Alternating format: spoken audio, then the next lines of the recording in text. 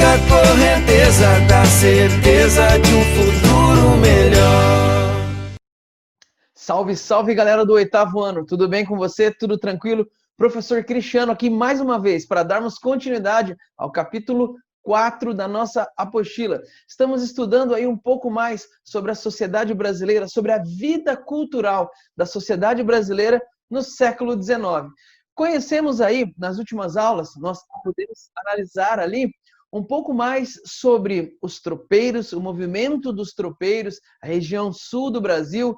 Nas últimas aulas também conhecemos um pouco mais sobre o desenvolvimento cultural na região das Minas Gerais. Vimos ali que, principalmente no século XVIII, essa região foi uma região de desenvolvimento cultural muito pujante. Tudo isso aí impulsionado pelo ciclo do ouro. Mas nós vimos também que, com a decadência do ciclo do ouro, nós tivemos também uma movimentação populacional. Muitas pessoas acabaram indo para outras partes do Brasil, inclusive para a cidade do Rio de Janeiro. E hoje nós vamos falar exatamente sobre a capital do Brasil neste momento, a cidade do Rio de Janeiro, e o desenvolvimento cultural que ocorria por ali. Galera, eu tenho aqui ao fundo a cidade do Rio de Janeiro. Você está olhando aí, olha só que cidade linda, maravilhosa, bonitona. Mas não é essa imagem que eu quero que você preste atenção, não. Porque no século XIX, a cidade do Rio de Janeiro era bem diferente, era muito diferente. Está faltando algumas coisas ali, um cenário completamente diferente do que nós temos nos dias atuais. Olha só, ao invés de carros circulando pelas ruas, você pode ver ali alguns cavalos, os barquinhos têm uma carinha diferente. É claro, estamos falando de séculos no passado. Galera, eu quero que você preste atenção. Por quê? Olha só, a cidade do Rio de Janeiro, que tinha essa carinha aí, ela já era uma cidade bem importante mesmo antes da chegada da família real. Você não pode se esquecer que a capital havia sido transferida de Salvador para o Rio de Janeiro. Então ali já era um ponto de chegada de escravos que vinham da África. Você já tinha uma certa diversidade de atividades dentro da cidade, mas é claro, nada se compara às transformações ocorridas após a chegada da família real em 1808. A cidade do Rio de Janeiro, ela era uma cidade sujinha, sabe? Esgoto a céu aberto, assim, correndo. As ruas eram escuras, as ruas eram perigosas. E nós não tínhamos, assim, uma pujança cultural. Não, isso não ocorria. Você já sabe disso, porque eu já disse isso para vocês nas aulas anteriores. Mas com a chegada da família real, com a chegada da corte portuguesa, muita coisa vai mudar. Existe um grande esforço agora para transformar esta cidade em uma cidade digna de receber a corte portuguesa, em uma cidade digna de ser a capital do império. Foram cerca de 15 mil pessoas que chegaram. Você se lembra disso?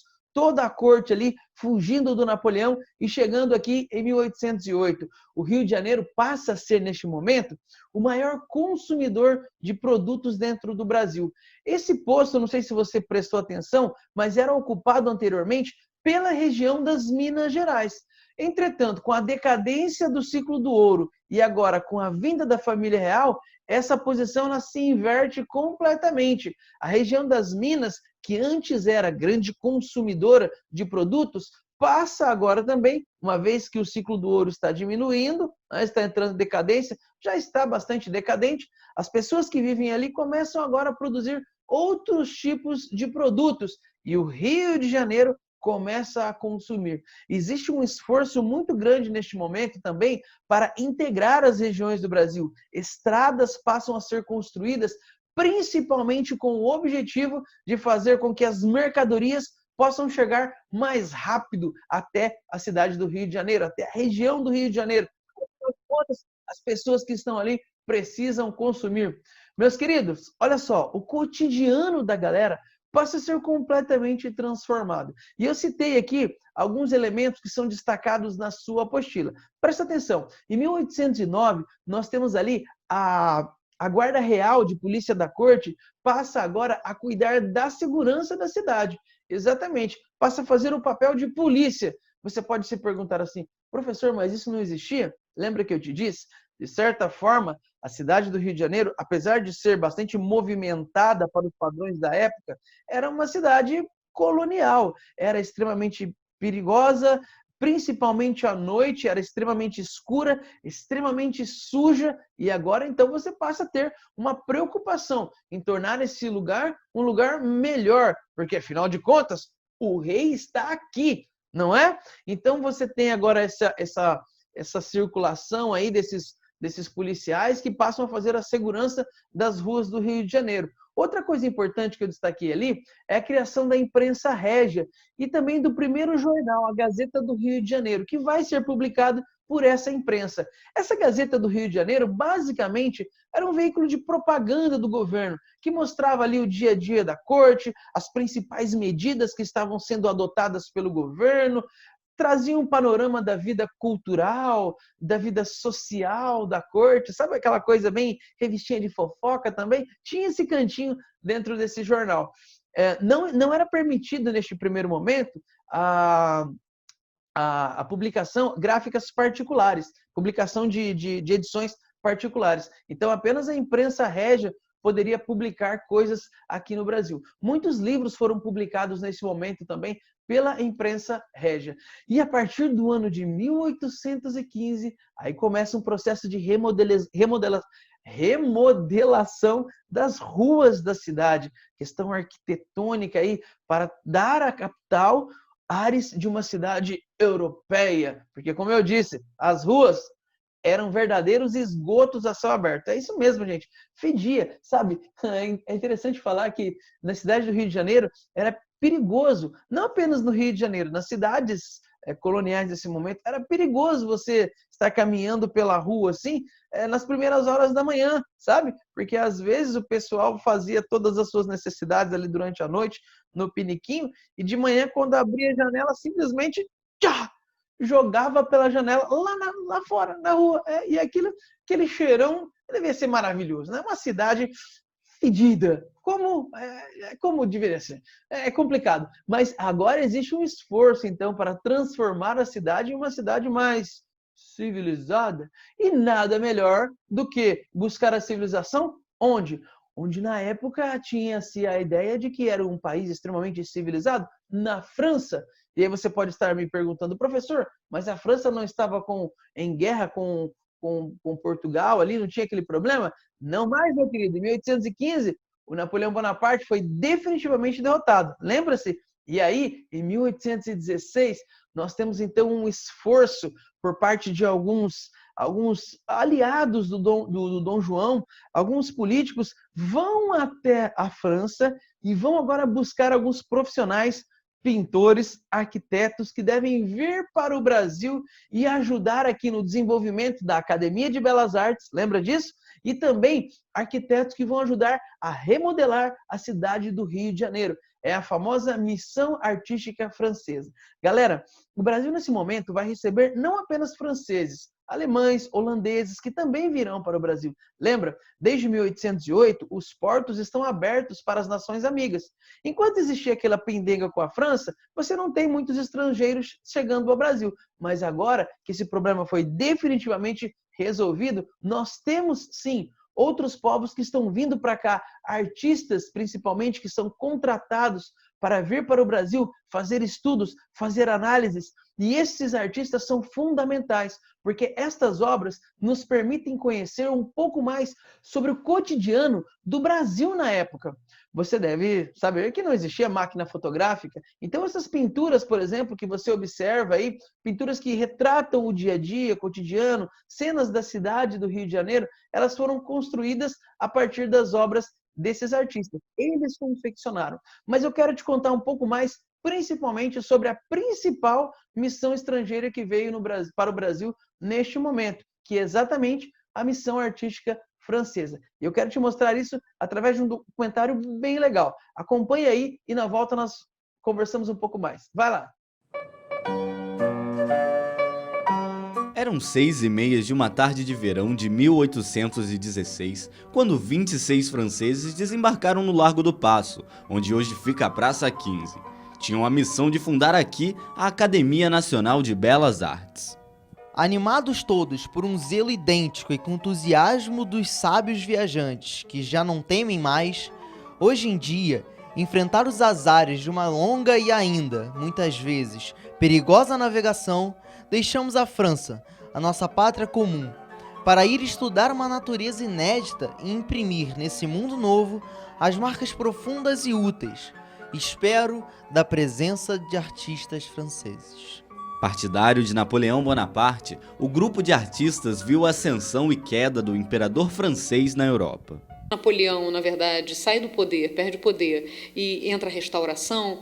Você tem toda aquela academia, os pintores franceses que eram ligados ao Napoleão, eles ficam sem emprego, eles precisam ir para algum lugar. Então, acaba casando o interesse de Portugal, que na verdade era uma terra pouco, enriquecida pela cultura, com esse interesse desses artistas franceses que perderam seu emprego. A missão era um projeto ambicioso, que disseminaria o neoclassicismo e provocaria uma ruptura com a concepção barroca. E definitivamente alçaria o novo Reino Unido de Portugal, Brasil e Algarves ao cenário internacional. Na Europa, isso foi uma tentativa de se contrapor ao estilo anterior, que era o barroco. Ela tenta ser um resgate de uma forma pura. Tá? Então, quando chega ao Brasil, quer dizer, exatamente o modelo anterior era esse barroco religioso que se tinha aqui nas igrejas. Tá? E que, por um lado, se a arquitetura barroca por fora ela fosse muito severa, por dentro era muito intensificada na questão decorativa, na ornamentação. Tá? A missão teve o incentivo fundamental de Antônio Araújo Azevedo, o Conde da Barca, que era ministro dos Assuntos Estrangeiros de Dom João VI. Ele trouxe todo o material para montar a primeira gráfica brasileira, onde foram impressos diversos livros e um jornal chamado A Gazeta do Rio de Janeiro. Não tinha imprensa no Brasil até 1908, começa a ter depois de 1808, não tinha universidade, não tinha nada disso, tudo só começa depois da chegada da corte portuguesa ao Brasil. E com isso, começa também a haver necessidade de uma sociabilidade ao estilo da europeia, que também não tinha no Rio de Janeiro. Mas o Conde da Barca morreu um ano após chegar ao Brasil, o que enfraqueceu a presença dos franceses no país. A missão encontrou resistência entre artistas nativos, que ainda seguiam a estética barroca. Até mesmo o cônsul francês no Brasil não viu com bons olhos a presença de bonapartistas como Joaquim Le Breton, que chefiou a expedição. Nessa época, a academia ela demora muito tempo para ser aberta, porque existe uma resistência não dos artistas brasileiros, conforme você me perguntou, mas dos artistas portugueses que vieram, que ficam enciumados naturalmente, Então, ela acaba sendo aberta muito tempo depois, quando parte desse grupo já tinha ido até embora. O primeiro legado da missão foi a Escola Real de Ciência, Artes e Ofícios, criada por decreto em 12 de agosto de 1816. Mas ela só começou mesmo a funcionar 10 anos depois, com o nome de Academia Imperial de Belas Artes. A missão francesa foi importantíssima para uma ruptura com o trabalho e o desenvolvimento artístico no Brasil que tínhamos com os portugueses, com o barroco, e a implantação de um ensino oficial de arte e a criação, por extensão, da Academia Imperial de Belas Artes, que foi aberta assim oficialmente para o público em 1826. Chefe da missão, Joaquim Le Breton abandonou a vida sacerdotal para atuar na Revolução Francesa junto aos jacobinos. Trabalhou na administração pública de seu país e foi responsável pelas obras de arte do Museu do Louvre. Embarcou para o Brasil com nomes como o pintor de paisagens Nicolas Antoine Tonet, o pintor de história Jean-Baptiste Debré, o arquiteto Auguste Grandjean de Montigny, o escultor Auguste Tonet e o gravador Charles Pradier. No ano seguinte, vieram para cá os irmãos escultores Marques e Ferran Ferrez. Foi Le Breton quem estabeleceu os princípios para a Escola Real de Ciências, Artes e Ofícios. O objetivo era formar profissionais para empregos públicos e para promover o progresso da agricultura, da mineralogia, indústria e comércio. Le Breton morreu 3 anos após chegar e não conseguiu ver a academia funcionando.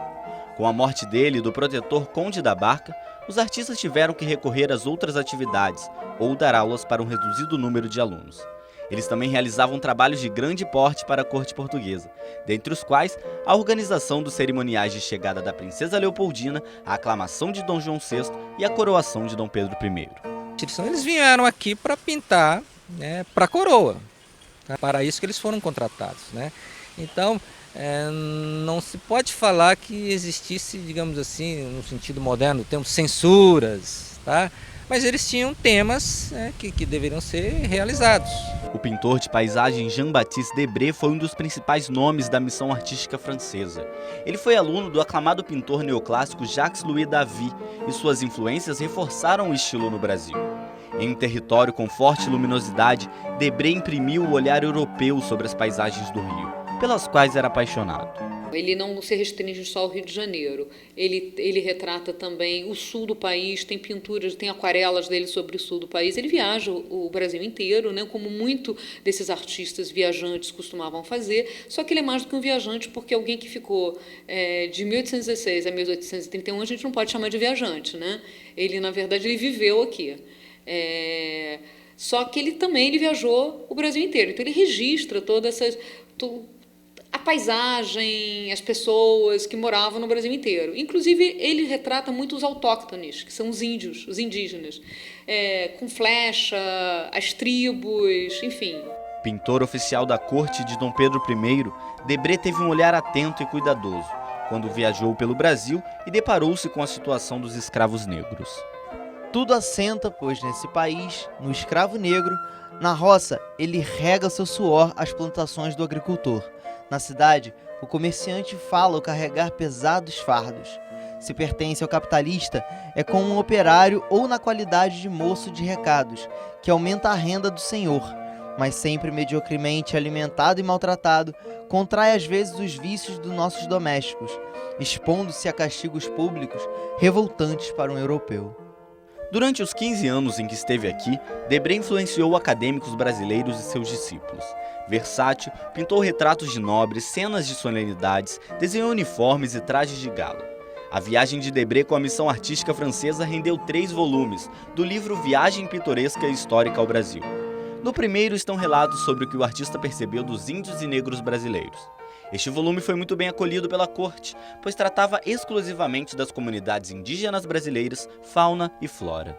É no centro das imensas florestas virgens do Brasil que o observador deve procurar essas antigas famílias indígenas, felizes de viver sob uma temperatura suave, sem interrupção, 1000 espécies de frutas saborosas e plantas vigorosas, cujas raízes substanciais bastam à alimentação de seus filhos. No Brasil, o primeiro volume é enviado ao Instituto Histórico e Geográfico Brasileiro, falando sobre os índios. O Instituto adora aquele primeiro livro, acha ótimo, maravilha, falando sobre os indígenas, né? Olha o Brasil, a origem desse Brasil, põe lá na biblioteca do imperador. Espetáculo.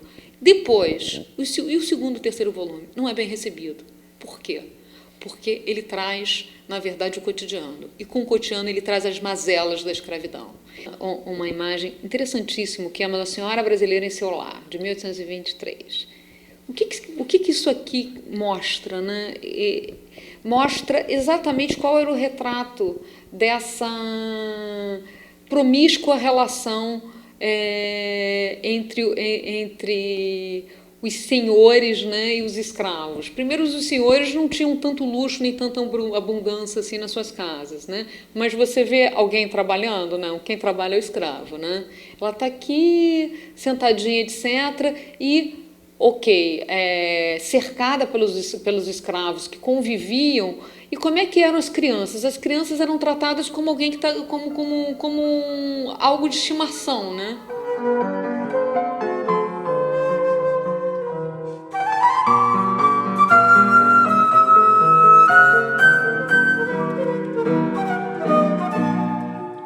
Ao lado do aquarelista Debré, o arquiteto Auguste Grandjean de Montigny iniciou os estudos formais da arte no Brasil por vontade própria, anos antes do funcionamento da Academia Imperial de Belas Artes.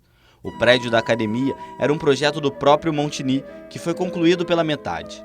No original, estimava-se uma construção de 2 andares, um para as salas de aula e outro para acomodar os professores. mas as circunstâncias econômicas da época não eram favoráveis. Era o principal arquiteto da missão, a pessoa que era mais capacitada para pensar não só a cidade como uma nova arquitetura, essa modificação da nova capital do reino. Enquanto suas ideias para a escola não saíam do papel, Grandjean se dedicou a outros projetos. Um deles foi o da casa onde morou na Gávea, que hoje cedia o Museu Universitário da PUC-Rio. Uma imensa escadaria dá acesso ao prédio, que é considerado um dos mais importantes exemplos da adaptação da arquitetura neoclássica ao clima tropical. Eu acho que Grandjean é esse arquiteto que é muito mais estudado na Europa do que aqui, né? Que é um personagem que convivemos, né? E que a gente tenta até mostrar para os alunos de arquitetura o que ele trouxe para a arquitetura da cidade. Muito mais do que o neoclássico. Grandjean também se interessou pelos problemas de saneamento da cidade e elaborou um grande plano de urbanização que nunca foi realizado. Grandjean é autor ainda do projeto da Bolsa de Comércio, onde hoje funciona a Casa França Brasil. Ele era o professor, era o construtor, era o arquiteto que pensou, arquiteto e urbanista que pensou inúmeras modificações para o centro da cidade que não foram realizadas, né? Mas de qualquer maneira ele tinha esse pensamento dessa abertura de avenidas e tudo isso no centro da cidade a partir do que a gente chama hoje de Praça 15, né? Que não era logicamente, ao lado do Paço Imperial, para dignificar mais a cidade como capital. A Academia Imperial de Belas Artes só foi inaugurada em 1826, com a presença de Dom Pedro I. A primeira turma oficial de pintura do Brasil apresentou uma exposição que, segundo Debré, impressionou pelas produções perfeitas e variadas. A partir daquele momento, o estilo neoclássico, sobretudo francês, tornava-se hegemônico no país. Em meio às intrigas contra a nossa academia, tinha por fim provar ao governo que o gênio brasileiro, preciosamente dotado para o cultivo das belas artes, podia e devia produzir, indiscutivelmente, uma escola capaz de um paralelo vantajoso com as que florescem na Europa. A asserção está confirmada por todos os estrangeiros que vieram visitar nossas duas exposições públicas. Grandjean era rival de Nicolas Tonet, com quem disputou a direção da academia. Tonet se encantou com as paisagens cariocas quando chegou no Brasil, mas o estilo clássico não foi deixado de lado. Tonet se esforçava para retratar homem e natureza em uma harmonia perfeita. As obras dele são de grande importância para entender o desenvolvimento da pintura de paisagens. Ele retratava constantemente alguns bois, demonstrando uma contemplação minuciosa dos pastores e da vida rural. Irmão adotivo de Nicolas, Auguste Tonet foi oficialmente o primeiro professor de escultura da Academia Imperial de Belas Artes, mas não teve a oportunidade de dar aulas, pois morreu 6 anos após chegar ao Brasil. Então, sempre foi um grande fascínio, tanto para os críticos de arte, como para jovens alunos que estão começando hoje. A única expressão musical da missão artística francesa foi o compositor Sigismund Neukomm. Nascido em Salzburg como Mozart, Neukomm foi um dos principais alunos de Joseph Haydn. Viajante, passou pelas principais cortes europeias antes de chegar ao Brasil. Ele não veio com os outros artistas franceses, e sim com uma comitiva do Duque de Luxemburgo, embaixador enviado por Luís XVIII ao país. Foi o Conde da Barca, incentivador da missão, quem convenceu Neukomm a ficar por aqui. Foi o austríaco quem inaugurou a música de câmara, pianos, bandas e orquestras sinfônicas no país. Trouxe ainda a prática das misturas de gêneros clássicos e populares. Enquanto Debré pintava índios e negros, Neukomm misturava as valsas e canções populares, que ouvia pela rua. Foi o primeiro compositor a fazer a aproximação entre o gênero clássico e popular. Ele ouvindo os lundus cantados pelos escravos africanos e as modinhas pelos populares da época, pelos modinheiros que se acompanhavam de viola caipira pelas ruas, ele então se inspira nesses gêneros populares para escrever as 2 primeiras peças clássicas da história da música brasileira.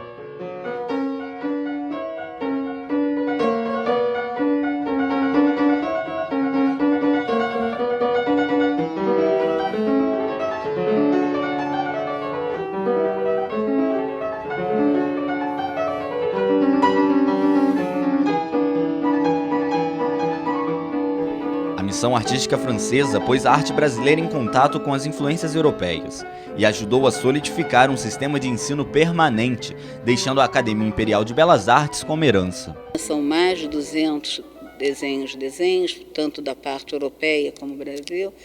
Temos também o Nicolau Tonet, o Pradier, o Debré temos também na nossa coleção, os irmãos Marques e Zeferino Ferrez. Então é um conjunto pequeno, mas importantíssimo internacionalmente e dentro da coleção do museu. O legado da missão artística francesa se reflete num retorno pictórico ao século XIX. Essas imagens que eles nos deixaram são documentos de um período da nossa história. Então, assim, não podem ser ignoradas. Elas falam de nós mesmos, elas contam as nossas histórias.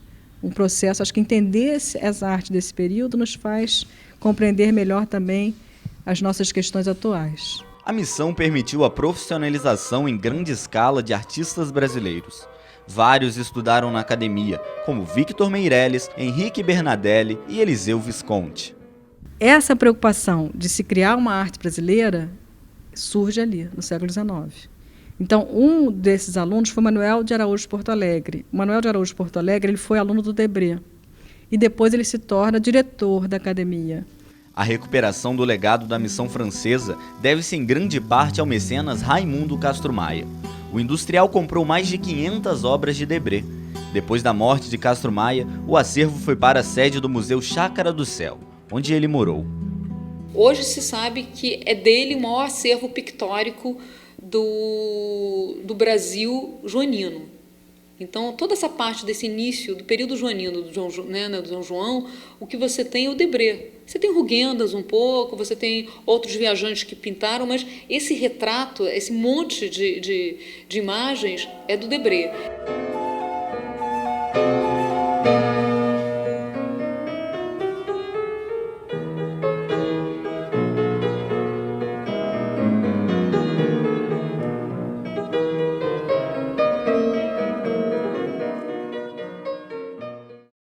Muito bem, pessoal. Você viu como a missão artística francesa é fundamental para nós conhecermos um pouco mais sobre o dia a dia deste período aqui no Brasil? Nós vamos encerrando a aula de hoje por aqui. Tem uma tarefinha para você fazer aí na apostila e eu te encontro na próxima aula, beleza? Grande beijo no seu coração e até lá. Tchau! Novos mares, horizontes, aonde quer chegar. O que quiser, tudo alcança, basta acreditar. Novos tempos de mudança, com o pé no chão. Mergulhando nos estudos, acha a solução. O amanhã não é um mistério pra quem leva a sério. Siga a correnteza da certeza de um futuro